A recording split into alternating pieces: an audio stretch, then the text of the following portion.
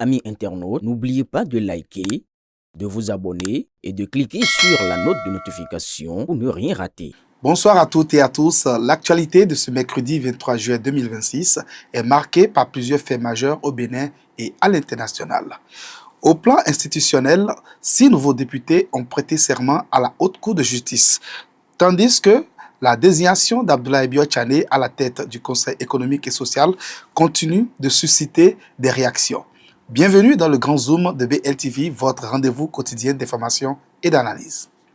Au sommaire de cette édition, Haute Cour de justice, 6 nouveaux députés prêtent serment. Conseil économique et social, les réactions autour de la nomination d'Abdoulaye Biotchané. Sénat, pour la paix et le développement, Boni Yayi apporte son soutien au projet. UEMOA, le Bénin félicité pour ses performances économiques. Place maintenant au développement de ces titres. Haute Cour de justice, 6 nouveaux députés prêtent serment au Bénin. La Haute Cour de justice du Bénin renforce sa composition avec l'entrée officielle de 6 nouveaux députés. Et comme élément principal, les 6 parlementaires désignés par l'Assemblée nationale ont prêté serment conformément aux dispositions constitutionnelles. Cette cérémonie marque leur intégration officielle au sein de cette juridiction spéciale. La Haute Cour de justice est chargée de juger le président de la République et les membres du gouvernement pour les infractions commises dans l'exercice de leurs fonctions. Et comme enjeu, cette nouvelle composition vise à garantir le bon fonctionnement de l'institution et à renforcer le principe de responsabilité des dirigeants publics. Avec cette prestation de serment, la Haute Cour de justice retrouve une équipe complète pour poursuivre sa mission institutionnelle. Conseil économique et social, Abdoulaye Biotchané élu président. Dans cette formation, l'ancien ministre d'État Abdoulaye Biotchané prend les commandes du Conseil économique et social du Bénin. Abdoulaye Biotchané a été élu président du Conseil économique et social ce mercredi 22 juillet 2026. Il succède à Conrad Baguedi, désormais premier vice-président de l'institution. Cette nomination intervient dans une période de recomposition institutionnelle au Bénin marquée par l'installation progressive de nouvelles structures issues des réformes politiques. Et comme enjeu, le nouveau président du Conseil économique et social aura pour mission de renforcer le rôle consultatif de l'institution sur les grandes questions économiques, sociales et de développement. Cette arrivée devrait continuer d'alimenter les débats sur l'avenir des institutions et la place des anciens responsables publics. Sénat pour la paix et le développement. Boni Yayi apporte son soutien au projet. L'ancien président Boni Yayi se prononce en faveur du projet de Sénat pour la paix et le développement. Et comme élément principal, dans une adresse à la nation, Boni Yayi a exprimé son adhésion à cette initiative qu'il présente comme un cadre pouvant favoriser le dialogue et la cohésion nationale.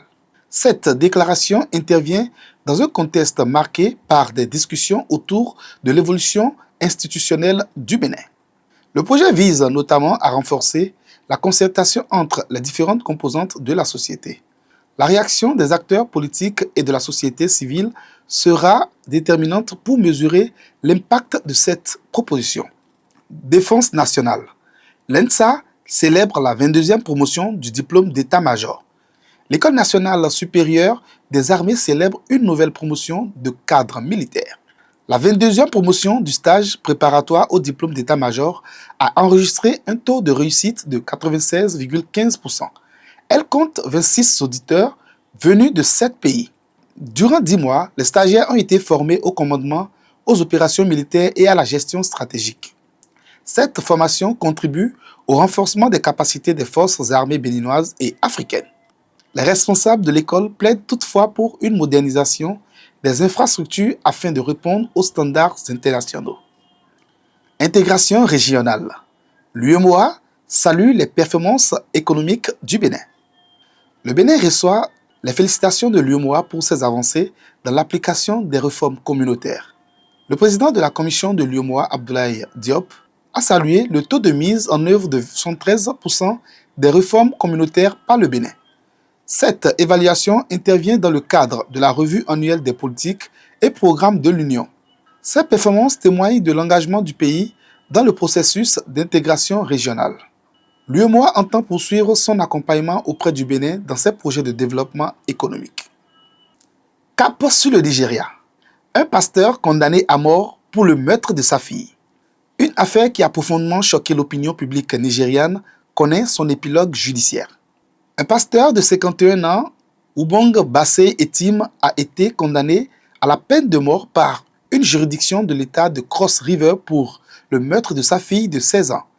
La victime atteinte du syndrome de Down aurait été accusée de sorcellerie avant son décès. Cette affaire relance le débat sur la protection des enfants vulnérables et la lutte contre les violences liées aux croyances traditionnelles. Les organisations de défense des droits humains appellent à renforcer la protection des enfants contre ces pratiques.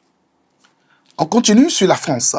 Les réseaux sociaux interdits aux moins de 15 ans dès septembre. La France renforce son dispositif de protection des mineurs dans l'espace numérique. À partir de septembre 2026, les enfants de moins de 15 ans ne pourront plus accéder aux réseaux sociaux selon une nouvelle réglementation. Cette décision vise à lutter contre le cyberharcèlement, l'exposition aux contenus inadaptés et les risques liés à l'usage excessif des plateformes numériques.